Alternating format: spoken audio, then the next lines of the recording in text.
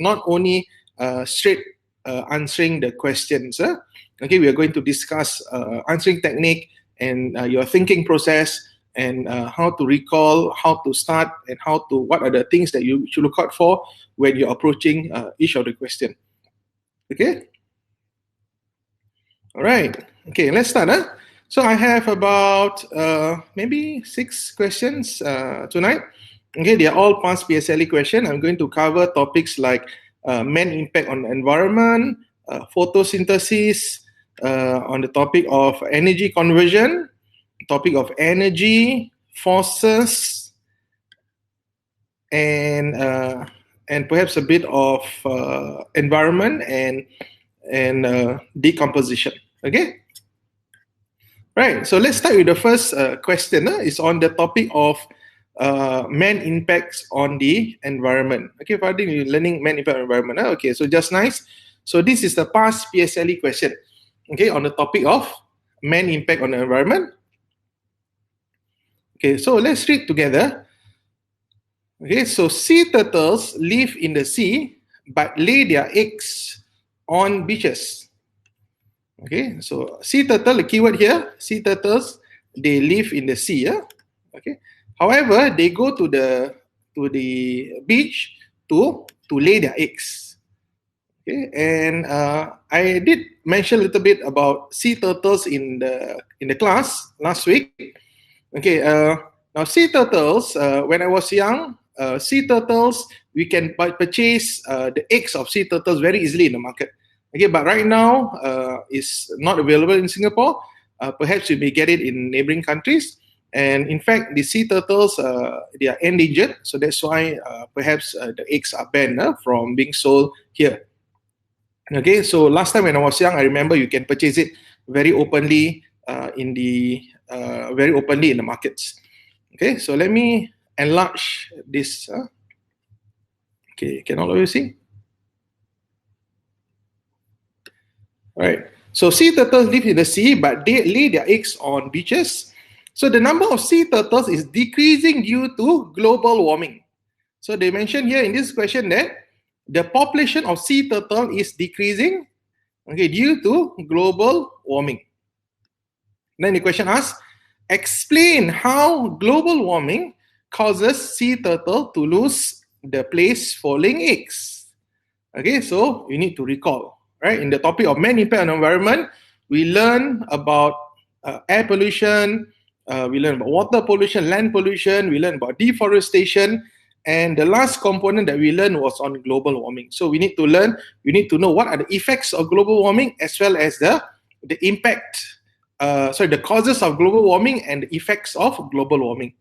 Okay, so one of the effects of global warming, if you can recall, will be the melting of the ice caps, right? So when the ice cap melts, the water will go into the sea, into the oceans, and it causes the increase in the sea level. Okay, so we'll discuss that very shortly. And then in part B, the question asks, scientists discovered that as temperature of some beaches rises, fewer male than female turtles are hatched. If the temperature becomes too high, only female turtles will be produced.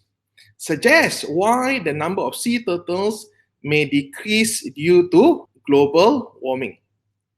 Okay, so let's approach question number 1 first. The part A. Okay, let's take a look at part A. So part A, they ask you, explain how global warming causes sea turtles to lose the place for laying eggs. Okay, we know in the topic of global warming, right? This global warming is a phenomenon in which there is an increase in the Earth temperature over a long period of time. Okay, it's not over a few days, over a few months, but over a long period of time, perhaps since 1900 until now. Okay, there was a steady increase in average Earth temperature, and there are many causes. One of the causes is deforestation, pollution, and so on. So in this particular question, they ask you about the effects.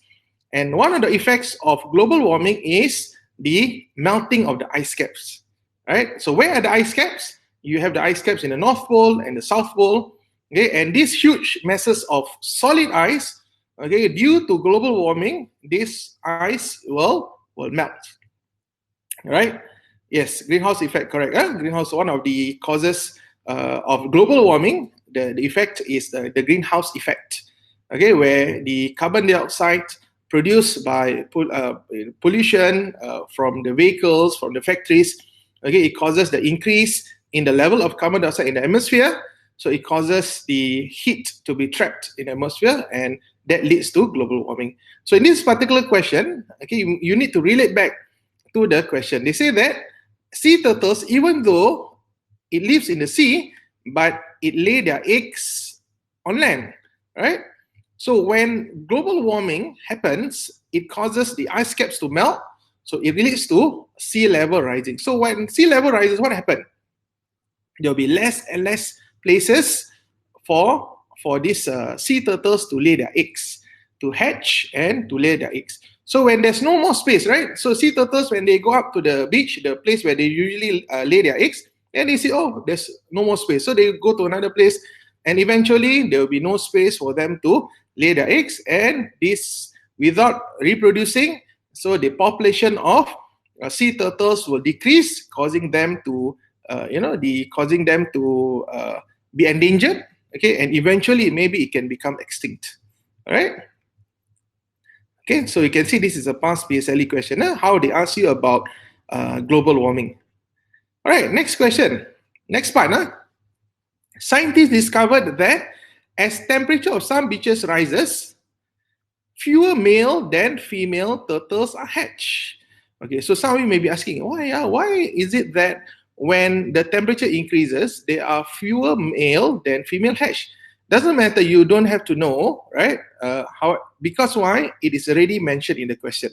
So you just take it as it is and you answer from there. So they say that scientists discovered that fewer male than female are hatched, and if the temperature becomes too high, only the female turtles will be produced. Very strange, right? What happened if in the human population, when the temperature, due to global warming, suddenly we have more and more females rather than more girls being born compared to boys. So for sea turtles, apparently for scientists say that this is the case. Due to high temperature, only the female turtles are produced.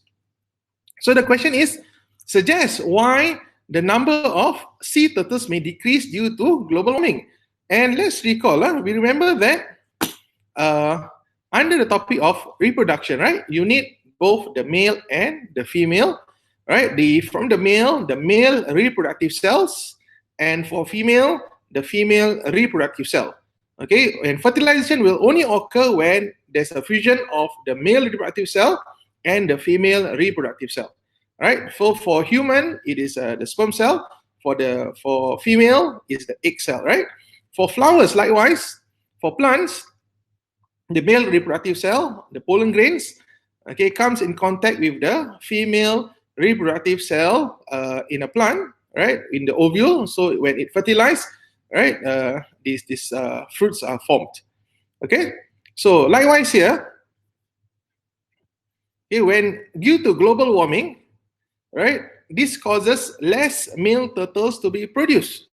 So eventually, when there are less and less male and more female, right, the chances of reproduction will decrease, right, because you need both male and female turtles for reproduction. So just by the female itself, right, the chances of reproduction will be lesser. So eventually, when up to a point of time where the temperature becomes too high, then there's no male being hatched turtles born, then you have a problem, right? Then you found out that the population of sea turtles will decrease, and it will lead to perhaps extinction. Okay, so this is one of the negative effects of global warming. Okay, all right. Okay, let's move on to the next question. Okay. Shami, you should use your, so next time inform your parents to use your name, so at least we can communicate. If not, I wouldn't know it's you.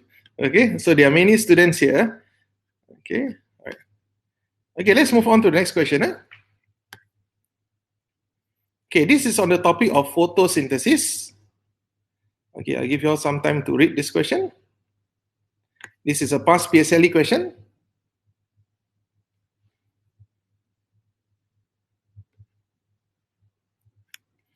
Okay, so plant R grows on the trunks of trees. Explain how the arrangement of the leaves help plant R in photosynthesis. Okay, so this is what we call an application question. Okay, very interesting.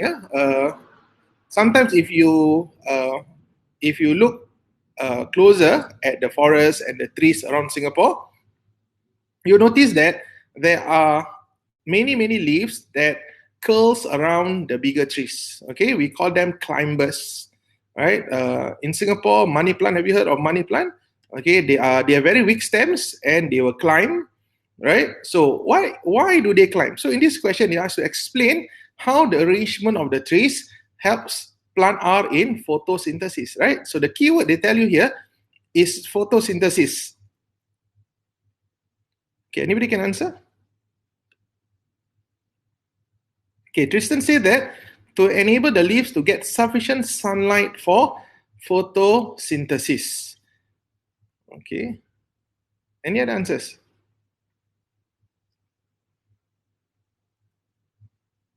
No competition for, Chanel say no competition for sunlight. Okay, if you notice very carefully, right, you notice that the leaves are maximized, they are open up fully and they are curling around the trees. It's spread out very quite evenly. Okay. Any other answers? Spread out. Okay. Yeah, you can say about spreading out.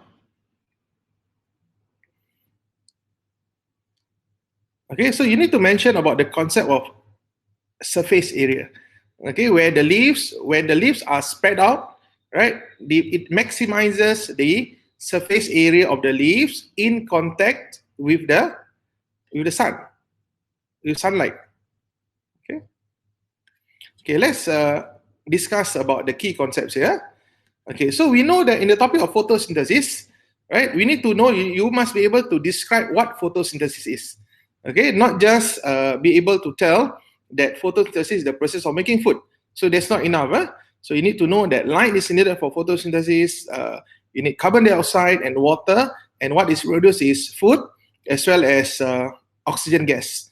Okay, so in this particular question, we know that light is needed for photosynthesis for plants to make food, and the leaves trap the light energy. Okay, the leaves is the place, chlorophyll or the chloroplast is where light energy is trapped to enable the plant to make food, and plant will maximize the exposure of the leaves to receive sunlight. Okay, so how do you answer question number 1? Okay, so the leaves of plant are spread out on the trunk of the tree. Okay, if you look very carefully here, the trees are spread out, right? So why the leaves of plant are spread out on the trunk of the tree?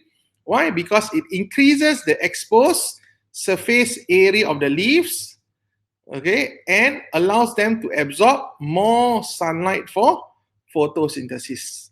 Okay, rather than overlapping, right? Rather than overlapping, it curls around fully the trunk of the tree.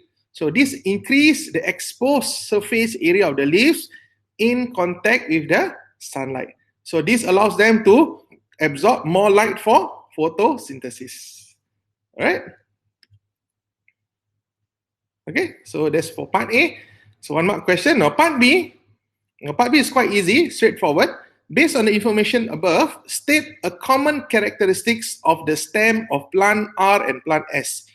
So why do plant R and plant S have to curl around?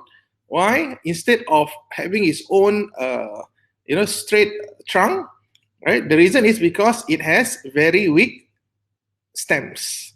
Okay, now some plants naturally they're very weak stem, so they are called climbers or creepers. Okay, they will curl around or climb other trees for what? So that they are able to reach the sun, reach for the sunlight. Okay, why? Because we know that plants need sunlight for photosynthesis. So when they curl around other plants, right, it can maximize its contact with sunlight. Okay. Yes, they use as support, okay, so that it can reach out for the sun. Okay, next question.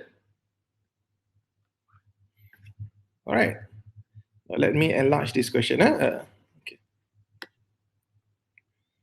Okay, this is on the topic of energy conversion. Okay, so I'll give you about 1 minute to read.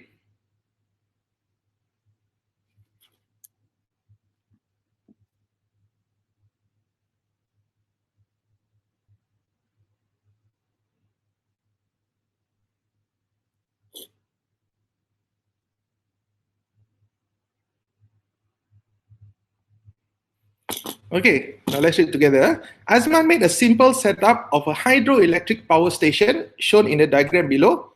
The water turns the blades in the turbine so that the electricity is produced by the generator to line up the bulb. Okay, in the setup, energy changes takes place to produce electrical energy. Okay, so this is a very typical question on hydroelectric power station. Now, the word hydro means water. Okay, now in Singapore, you don't really see this type of power station, right? The power station that we have in Singapore is a regular power station which runs on fossil fuels like coal, burning of coal and gas, right, to generate electricity.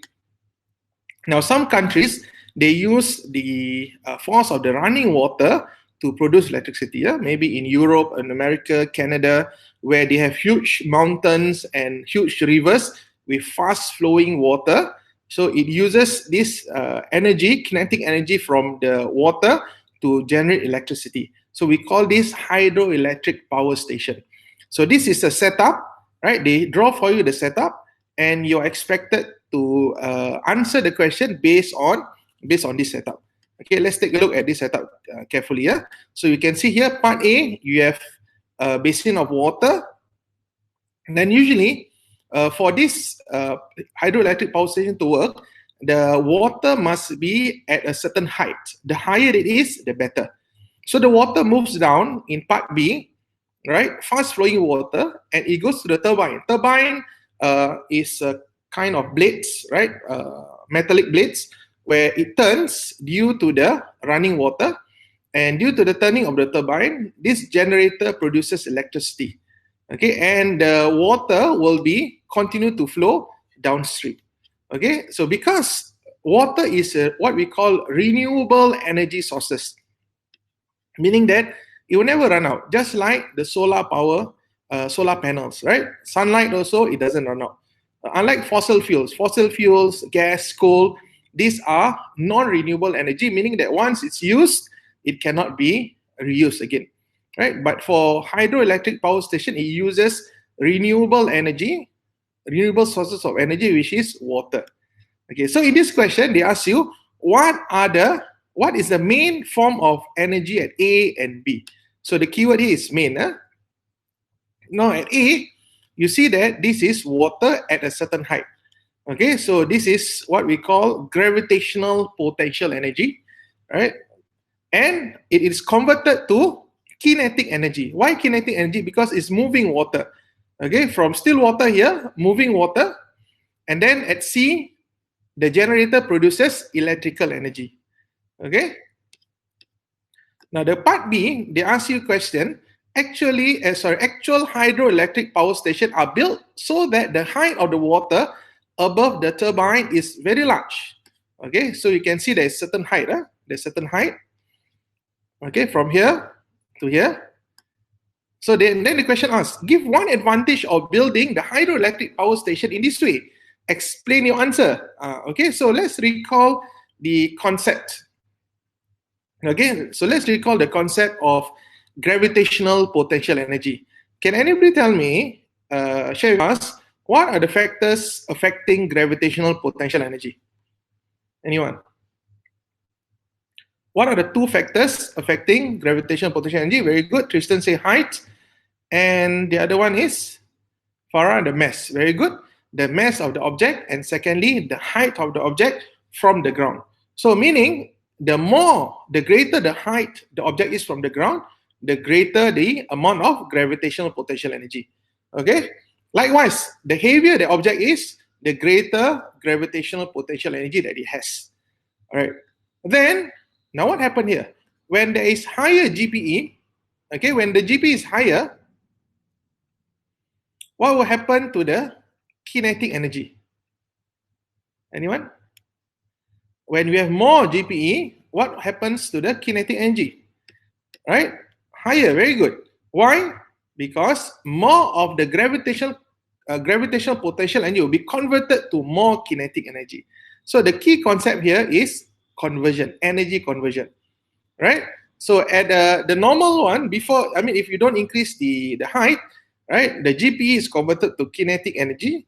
However, when you increase the GPE, more kinetic energy will be produced, right? It will be converted to more kinetic energy. So that's why in this particular question in part B, now many students, when they answer, they did not mention about the conversion of to kinetic energy. You did not mention the fact that more gravitational potential energy will be converted to more kinetic energy, right? Because part B is related to part A, and they are giving you a clue here from part A how to answer part B. Okay, so let's look at how this should be answered. Now, part A, no problem. Everybody should know this. Gravitational potential energy converted to kinetic energy. Now, in part B, right, the question asks, give one advantage of building hydroelectric power station this way, meaning at a height. So how? More, the advantage is that more electricity will be generated. Okay, of course, when you have a hydroelectric power station, right, you want to generate as much electricity as you can, right? When you can produce more electricity, right, you can light up more houses, and it will be good. That's the purpose of building a power station, right? You want to ensure that you produce electricity. So when you increase, you're able to increase the height of the water above the turbine. Okay, if you can increase the height, it increases the gravitational potential energy. Okay, of the water, which will be converted to more kinetic energy to turn the turbine faster, resulting in more electrical energy produced. Okay, so the answer, you can use this chart, right, to show the movement or the conversion of energy. So the gravitational potential energy converted to kinetic energy and eventually produce electricity, right? So when you increase the height, you're increasing the GPE. When you're increasing the GPE, more of the gravitational potential energy will be converted to more kinetic energy, meaning that the water here will move faster.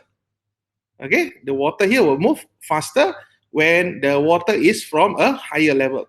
So when it moves faster, it will turn the turbine more, and this generator will produce more electricity. All right?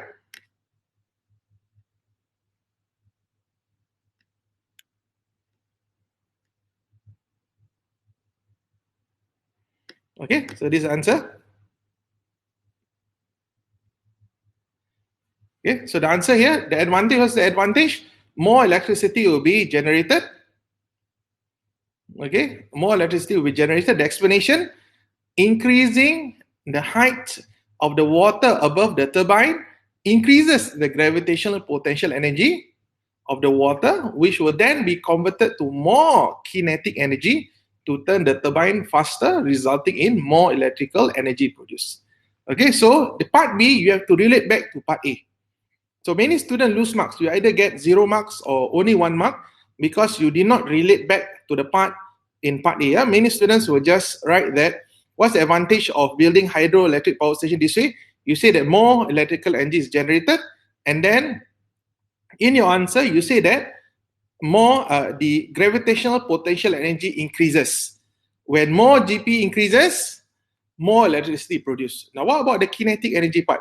You need to mention that the more GPE will be converted to more kinetic energy. So this is the key part here.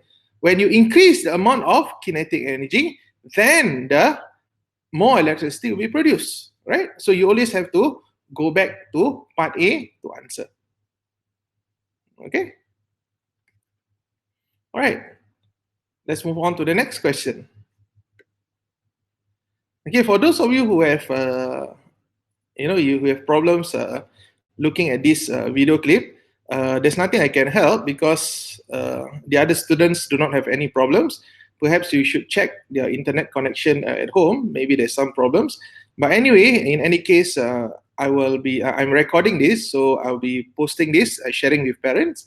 So even if you did not, I mean, there are any disruptions and so on, so not a problem. Huh? Okay. All right, next question. Can all of you see this question? Okay, this is the topic of energy. Yeah.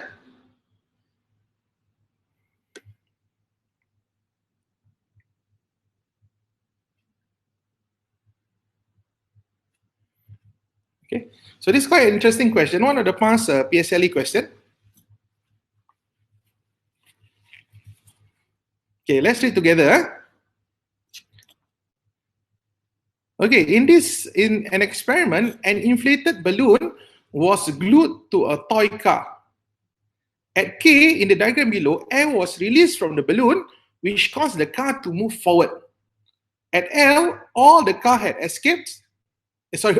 air had escaped, but the car continued to move forward, and the car came to a stop at M. Okay, so the interesting part is here, they say is that at L, all the air has escaped from the balloon. However, the car keep on moving forward until it comes to a stop only at M. So the question asks, give a reason why the car continued to move forward from L towards M. Many students caught by surprise. Hey, what concept are they testing? What topic is this? Why? Why is it that the car continued to move forward? Okay, anybody can share your answers?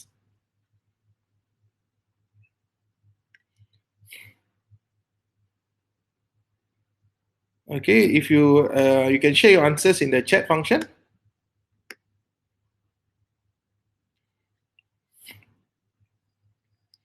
Same as the rocket balloon question, inertia is not in the syllabus. Okay, so it's not in the primary school syllabus. You're not supposed to know about it. Okay, is there kinetic energy? So anybody can answer. I mean, if you can just type your answer, give a reason why the car continued to move forward from L towards M.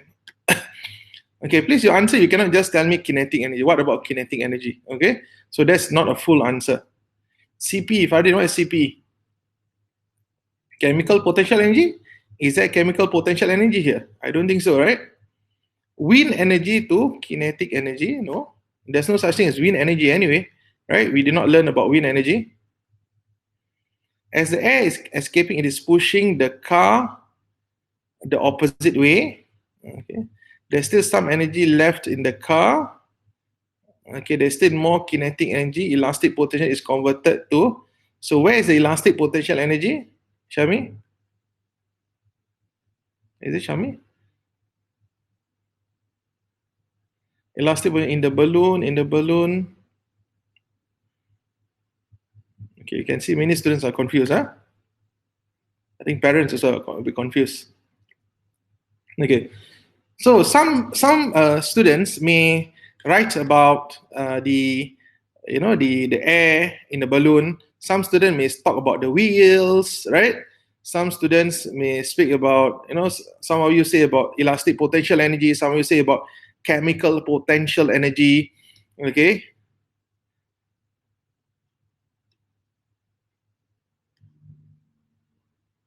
Okay, Natasha, you primary 5, you're not supposed to be here.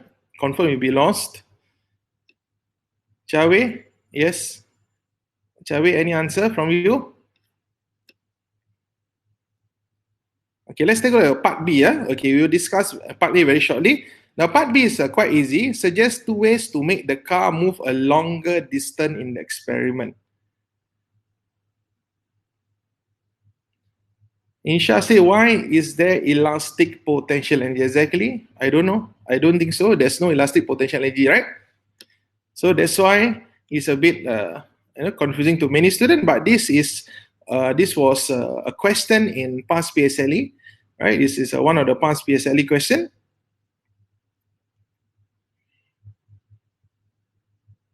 Okay, let's discuss part A first. Let's discuss part A. So how should you answer part A? Now, we try to make it simple. When you see any, this is what we call application question. More and more questions in the PSLE, if you look at last year PSLE paper 2018, 2017, there is a trend of increasing number of what we call application question. So what do I mean by application question? Application question does not show you an experiment, graph, and so on, but they will just tell you day-to-day situation, and they ask you to explain why this happened. So likewise, in this particular question, then they ask you, why is it that even though the air has has completely escaped from the balloon, the car continued to move, right? Now let's recall, under the topic of energy, you learn about kinetic energy, correct? Now what does kinetic energy means? Kinetic energy is anything that moves, right? Anything that moves has kinetic energy. If the object is not moving, it has no kinetic energy, right? So here in M, right? Ke equals to, how much is Ke here at M? Ke is equals to 0, correct or not? Because why? It has stopped moving. What about L? Is there any more kinetic energy? Yes, right? There is still kinetic energy, right? How many units? I do not know, right? But as long as the object is moving, there is still kinetic energy. So basically here, they're asking you, why is it that the car continues to move? Because this car here at L, there is still some kinetic energy left, right? And it continues to move until the kinetic energy becomes 0. Okay? Why it becomes 0? Because remember, we learned about topic of energy. Energy cannot be created nor converted, cannot be created nor destroyed, but it can be converted from one form to another. Okay? So here simply the expected answer in this question. Okay, let me show you the answer. Okay, so the kinetic energy gained by the car has not been used up when all the air has escaped, and hence it will continue to move forward until it comes to a stop when all the kinetic energy is used up. Okay, so it's a very simple question about kinetic energy. It's a 1-mark question. Okay, right? So basically, they're trying to say here is that in this answer, it says that in L, there is still some kinetic energy. Kinetic energy has not been used up, right? Remember, as an object moves, kinetic energy is converted to other forms of energy. Like what? Maybe it's converted to heat energy, it's converted to sound energy. Okay? So, but at M, this is where it comes to a complete stop. Why? Because the kinetic energy has been completely used up.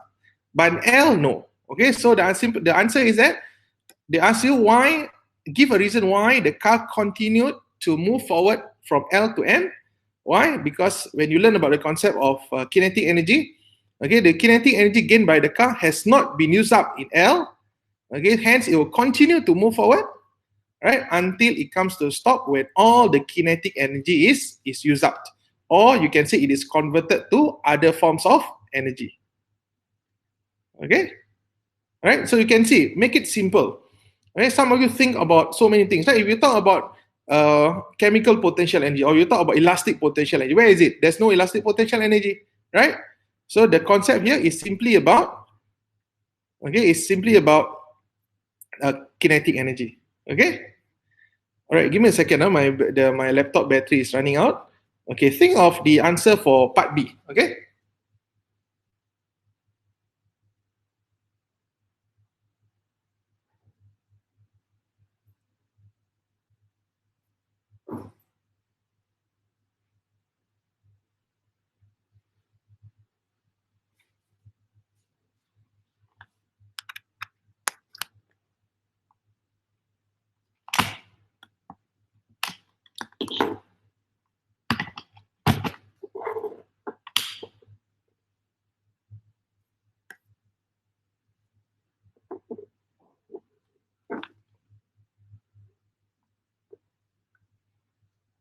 Okay.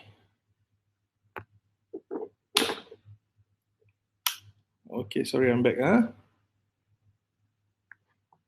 Oops. Okay, do we have electricity now?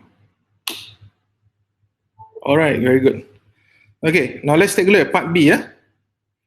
Now, part B is quite easy. They ask you suggest 2 ways to make the car move a longer distance. Okay, now, anyone? Inflate the balloon more. Okay, very good. When you inflate the balloon more, right, it will, more air will be given out, so it will move longer distance. Secondly, what can you do? Add lubrication. Okay, where do you add the lubricants? Okay, you can put the lubricants on the floor, right? Okay, two possible answer. Inflate the balloon more. Okay, not inflated, sorry, inflate the balloon more.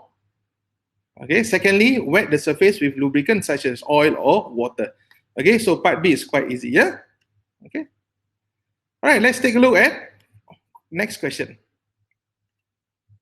Okay, next question. The next question is an experiment question.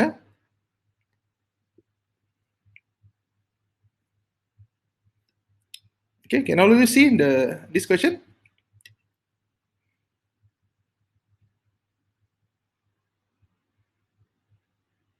Okay, Ikram, you have done this question before. Okay, maybe you can answer this question.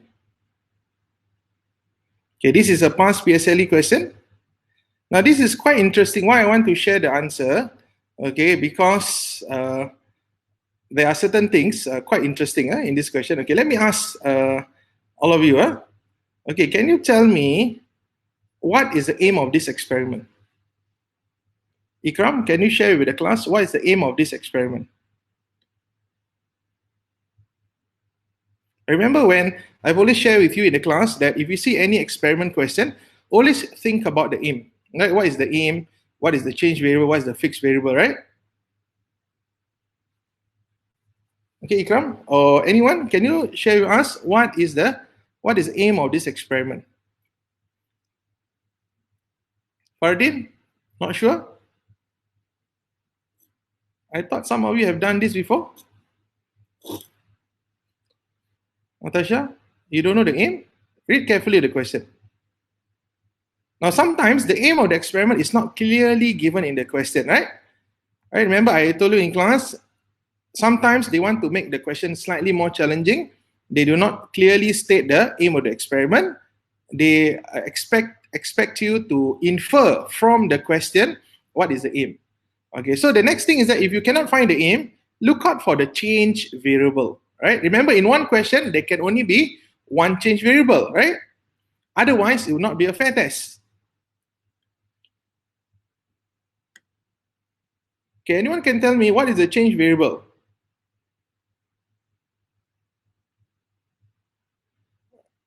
Okay, Shami said to see whether the mass affects the amount of distance traveled. Now, I want to know what exactly is the change variable here in this question. Where is the change variable? Okay, Ashraf said there's two change variable. Farah said there's the mass of the block. Dave said the area of contact with the table. So remember, there can only be how many change variable? There can only be one change variable, right? So some of you are a bit confused here. So how come there are two change variable? Are you all confused? Right, remember, in a fair test, in an experiment, there can only be one change variable. But in this particular year, the question, it seems that there are two change variable, right? So what are the possible change variable here? Number one is the mass, right? Mass is a possible change variable. And the other one is the area of contact with the table. So this is another potential change variable. But how come there are two change variable in one experiment? In this question, there are two change variable. Why? Two possible answers. Number one, if there are two change variable, right, they will ask you, is this a fair test? And if it's not a fair test, what can you do to change any of the variables to ensure it's a fair test? Okay, that's one possible thing that they want to test you. Secondly, like in this question, there are two change variables. Not that it's not a fair test, right? There are what we call two-in-one. Just like coffee two-in-one. You all know coffee two-in-one? Right? There's coffee two-in-one. But in experiment also, there's also two-in-one. In experiment, there's also two-in-one. What do I mean by two-in-one? Okay, you see, this is an entire big question, but this entire experiment, there are two separate aims of the experiment. There are two aims. Right? In the two aims, because you want to discover two different things. Right? Number one, how do mass of the object, of the block, affect the distant move? That's aim number one. Aim number 2, you want to find out if the area of the contact with the table affects the distant move. So 2 different aim in one question. So what we call 2-in-1 question. So you need to be extremely careful in the PSLE for such 2-in-1 question. Okay? Yes, Fadin. Yes, I have taught you in the experiment. So there's quite a number of questions 2-in-1. Okay, now let me ask you. Let's say my aim is to find out how does the mass of the object affect the distant move. Which experiment setup should I use? Which experiment setup should I use? I repeat, if I want to find out how the mass of the object affect the distant moved, which 2 setups should I use? Should I use all the 3 setup? Block F, block G, and block H? No, right? Okay, if I want to find out, let me erase this one first. Let me erase.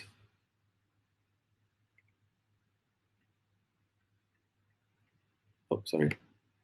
Okay. Oh no, what happened? Okay, so let's say I want to find out. Let me erase. Okay, I want to find out how the mass affects the distance move. What I'll do is that I will take these 2 setup. Right? I will take these 2 setup. Correct? Setup F and G. Why? If setup F and G, sorry for this one, I don't know how to adjust it. Okay, setup F and G, the mass is changed, right? So this is a change variable. You have 30 gram and the other setup is 40 gram. But you have to ensure that the area of contact with the table is the same, right? So this becomes the fixed variable. When the mass becomes the change variable, the area of contact with the table becomes the fixed variable. Then you can compare. This is what we call the measured variable or the dependent variable or the result of the experiment. So you notice that when you increase the mass, the distance moves actually decreases, right? There's more friction between the block and the tabletop, right? You can see that the distance decrease. Now, what if I want to change? I want to find out instead, how does the area of contact with the table affects the distant move? Which setup should I use? Very good, Tristan. I shall use setup G and setup H, right? Okay, let me change the color here. Okay, I should use setup G and H. Okay, let me use green. Now, if you look at the green box that I just draw, right? So setup G and H, the mass becomes the fixed variable now, but the area of contact with the table becomes the change variable, right? Remember, we are keeping to the concept that a fair test can only have one change variable. So by choosing only setup G and H, the block G and H, I'm ensuring that there's only one change variable, which is the area of contact with the table, and keeping the mass the same. And what happened to the result? You notice that the result, the distance move is the same. So what can I conclude? What can you conclude from this experiment? Okay, you can conclude that the area of contact with the table does not affect the distance move. Okay, why? Because if you increase the area of contact from 100 to 150, you notice that the distance move remains the same. Okay? You understand? So you can see this 2-in-1 experiment, so you must be careful. It seems that in this particular question, students are confused. Hey, teacher, how come got 2 change variables? We learn in science, in school, that there's only one change variable. Otherwise, it's not a fair test. They can also be what we call the 2-in-1 type of experiment. So you need to be extremely careful. Okay. Now let me show you the answers. Okay, so just now I explained, right? So this is the answer for you. Oh, sorry.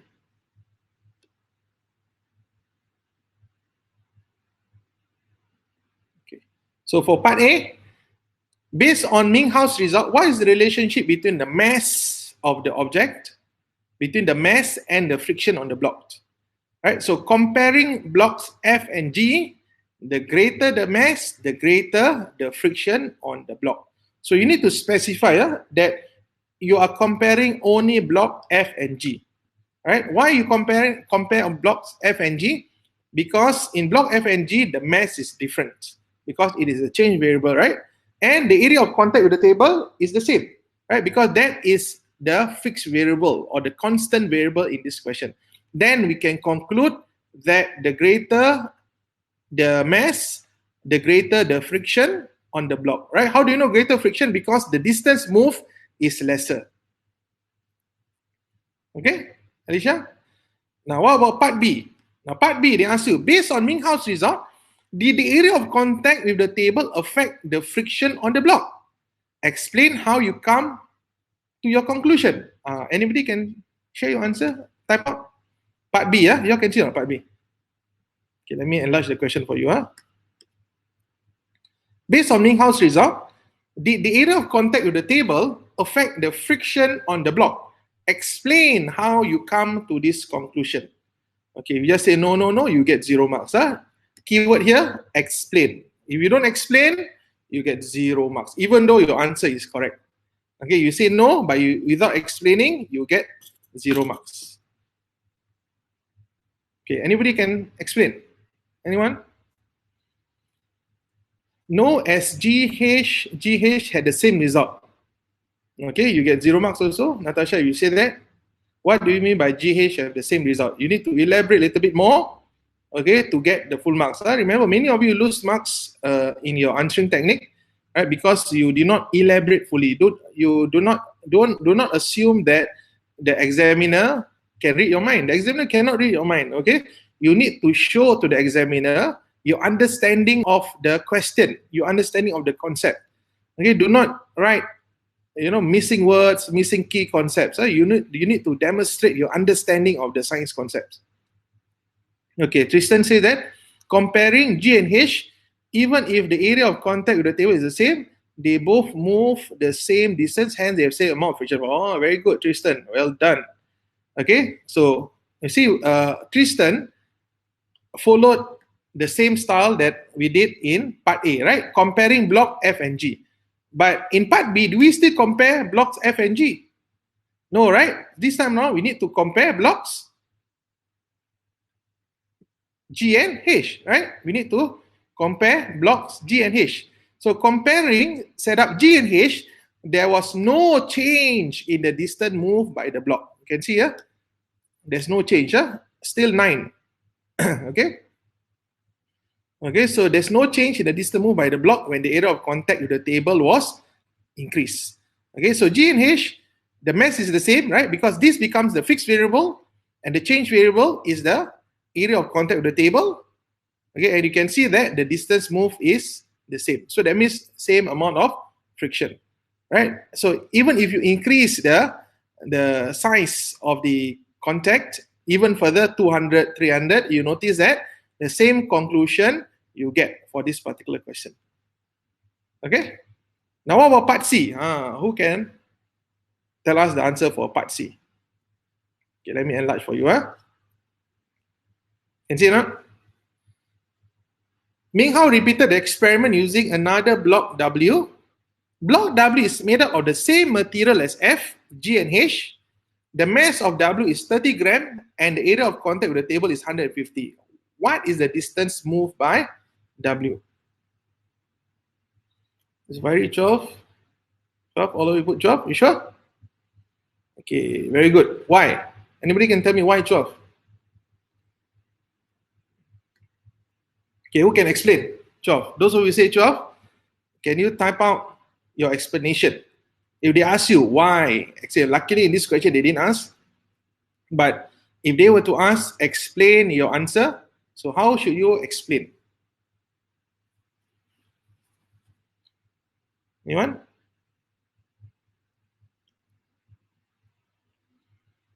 Okay. So you say the area of contact does not affect the distance move. Okay, so then what about the mass?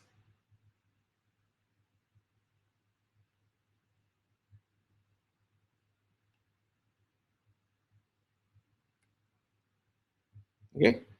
All right. So here, very good. Some of you mentioned the distance moved by W is only affected by the mass and not the area of contact with the table.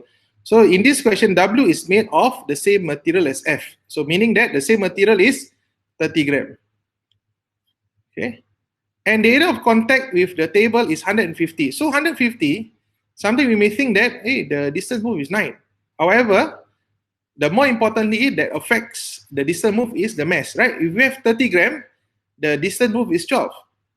Even if we increase the area of contact to 150, the distance move will still be the same, which is 12 centimeters. All right, very good, huh? Very good answer. Insha, Ashraf, Rehan, right? Okay, very good answer. Okay, let's move on. Let's move on to the next question. Oh, it's almost 9. Okay, this is the last question. Okay, I call this question toilet question. Okay, this is again a past PSLE question. Topic of environment. Toilet bowl question. This is a past PSLE question. Sometimes they ask you about toilet bowl, you know. Okay. Now, this particular toilet bowl is very interesting. They say that this diagram shows a toilet that does not use water for flushing. Human waste from the toilet bowl drops into a container with bacteria. Anybody have been or has, seen such a toilet bowl? Anyone? No? You sure? Anybody have experience before seeing this kind of toilet bowl? They don't use water, you know. No need to use water for flushing. I don't know what they use. Me in your kampung, Shami, which kampung? Now, kampung, they still use water, what? Right? The water from a pail, they collect the shit in the storage. In the airplane. Oh, in the airplane, use water, what? Right? You flush, you can use water, right? Is it like the portable toilet also use water? In KL? No, I don't think so. Okay. Myself personally, I've seen this toilet. You know where or not? Australia. Okay, I've seen this toilet in Australia. Where? Not in the city, right? Not in the city, but as I was driving, I think from Perth city to another place, right? It's a very far. You know, Australia is very big, right? When you want to go from one big city to another big city, you need to.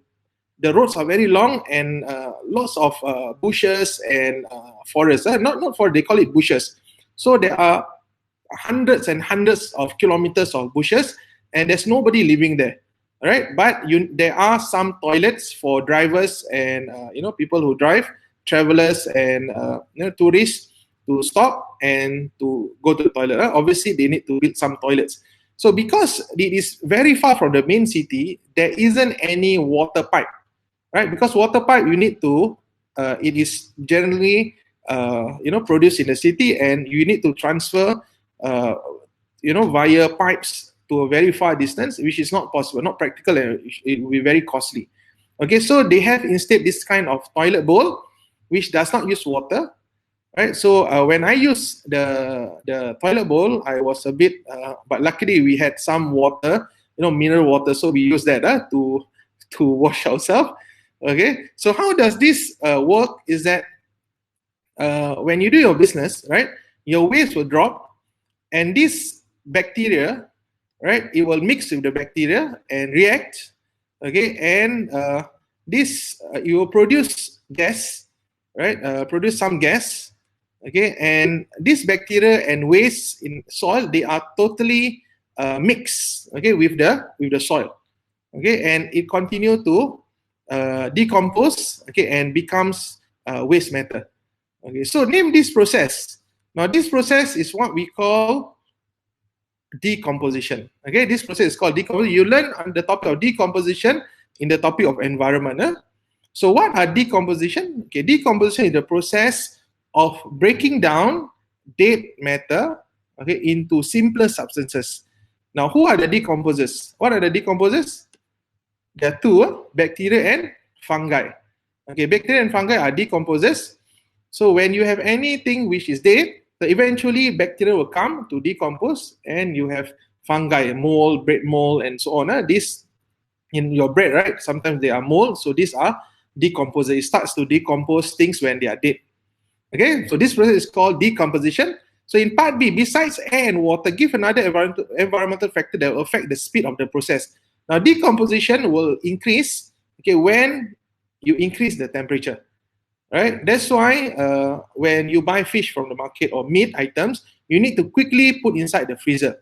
Why? If you just leave it on the table, very quickly the bacteria will come and it will start to decompose.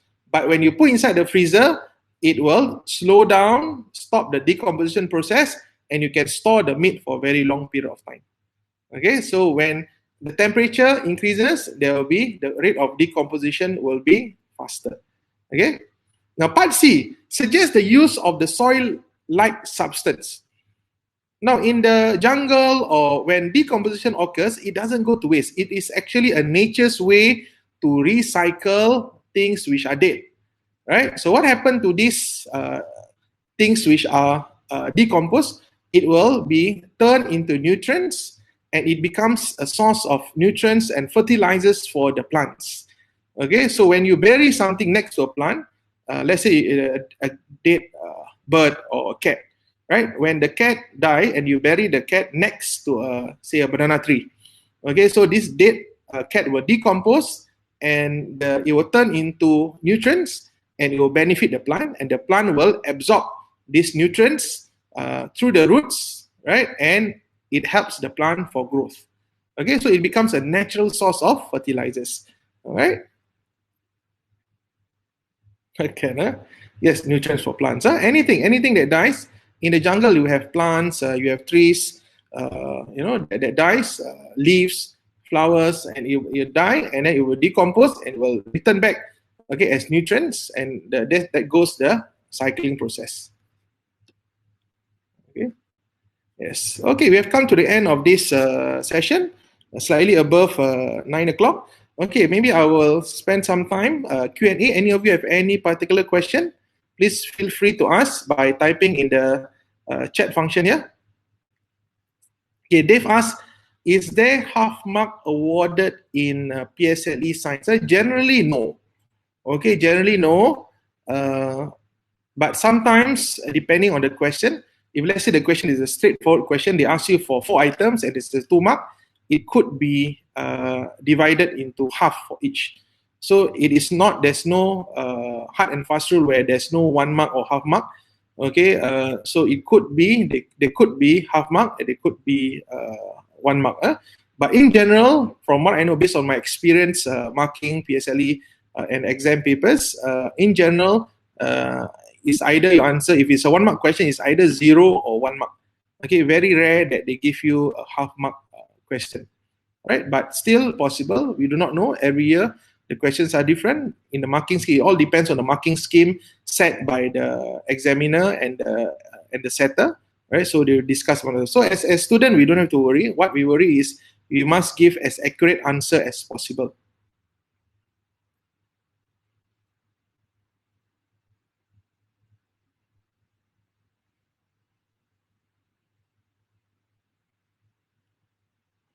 Okay, somebody asked, why is styrofoam not environmentally friendly? Yeah? Okay, styrofoam is made of components of plastic. Plastic is made from crude oil, right? So this crude oil, right, they are plastics in general is what we call non-biodegradable, meaning that if you use plastics and if we were to throw the plastic away as waste, and when we bury underground, it takes hundreds of years before it decomposes fully.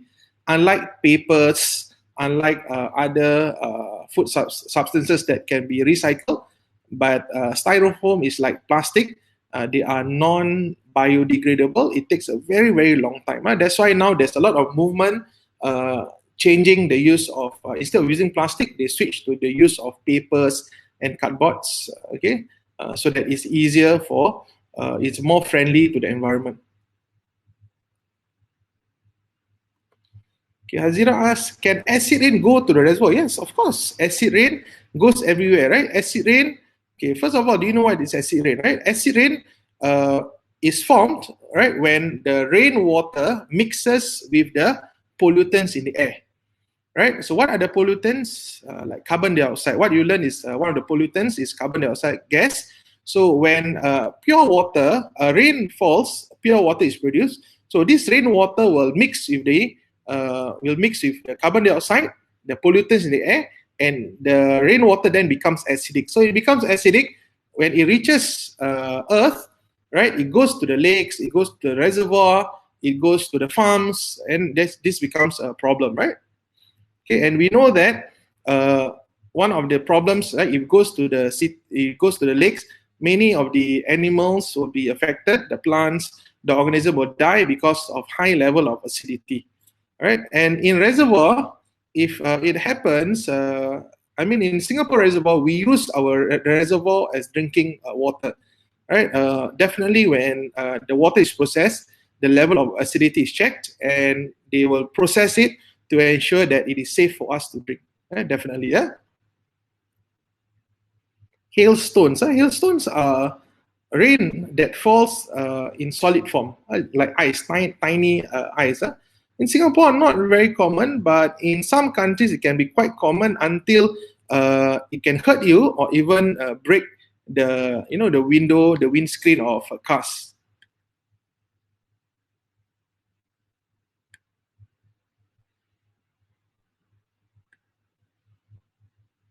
Singapore, yeah, perhaps sometimes it may have.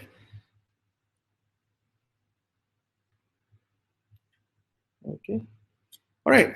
Okay, thank you very much, everyone. Okay, it's quite late already, 9:10. Okay, thank you for attending. Okay, I hope it has benefited you. Okay, for those of your friends who did not have a chance to attend, don't worry, I will tell them that we have recorded this session, and I will share it with all the parents. Huh? Okay, everyone, thank you very much. Okay, and I'll see you again in our next session. All right, our next session will be for maths. For the P6s, I'll be sharing with you the different types of speed questions. Okay, for the P5 and P6, also I'll be sharing with you problem-solving strategies related to the topic of ratio, fractions, and percentage. All right. Okay. All right. Bye bye. Have a good evening. Good night.